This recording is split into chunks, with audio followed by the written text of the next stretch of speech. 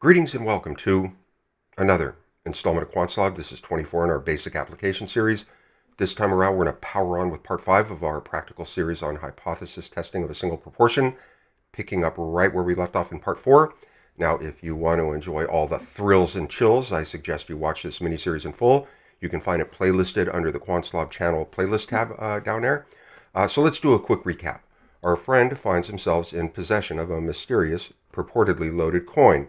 Now, observing that this coin seems quite typical, and knowing nothing else about it, we fashion a statistical test.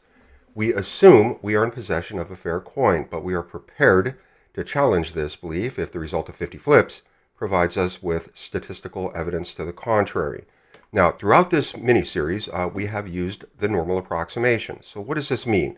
Well, it means that we use a standard normal or Gaussian distribution to approximate, or if we prefer, to model the sampling distribution of our sample statistic p hat, our proportion. Under the null hypothesis, this here is our theoretical probability sampling distribution of our random variable, proportion of heads, resulting from a theoretical random sample of 50 tosses. Now, if we transform these proportions into z-scores using our trusty function here, we end up with this. Both of these distributions are probability mass functions, meaning that the domain of values is discrete. The green path here shows the shape of a standard normal density function. And the idea is simple. Both describe similar probabilities for the same event. And to illustrate, let's place these two distributions side by side here. So, for example, the probability that z will be greater than 1. Our z-transform sampling distribution gives a little over 16% for this event.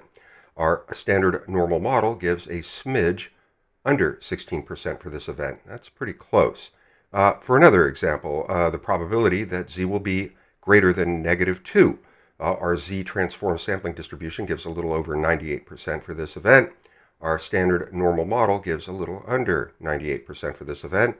And again, pretty close.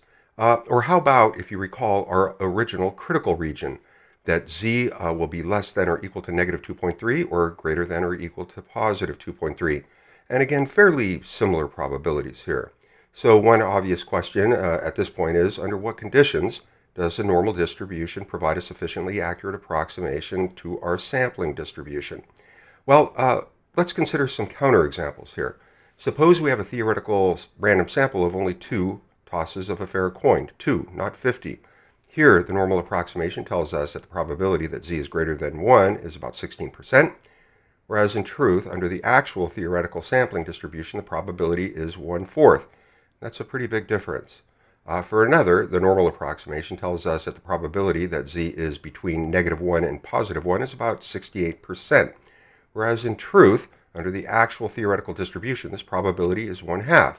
Another fairly big discrepancy. So we've come this far. Let's consider a couple more counterexamples. The deficiency of the normal model to approximate the sampling distribution of a proportion becomes even more apparent when the number of trials is small and the population proportion is away from 1/2, that is, towards 0 or 1.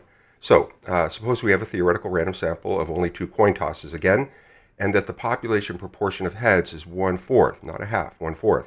Here, the normal approximation tells us that the probability that z is greater than 1 is, again, about 16%. We already know that. Whereas in truth, under the actual theoretical sampling distribution, the probability is 1 in 16.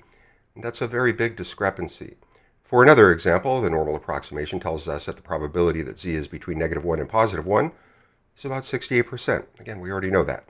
Whereas in truth, under the actual theoretical distribution, the probability is about 0.94. And that's another very big difference. So, when does a normal model in fact provide a sufficiently accurate approximation? Or said another way, when is it okay to use a normal model to approximate the sampling distribution of a sample proportion? Well, it really depends on the application. Now, some sources suggest that if the sample size times the population proportion is greater than 10 and the sample size times the quantity 1 minus the population proportion is greater than 10 here, then the normal distribution should be a satisfactory approximation to our theoretical sampling distribution of our sample proportion.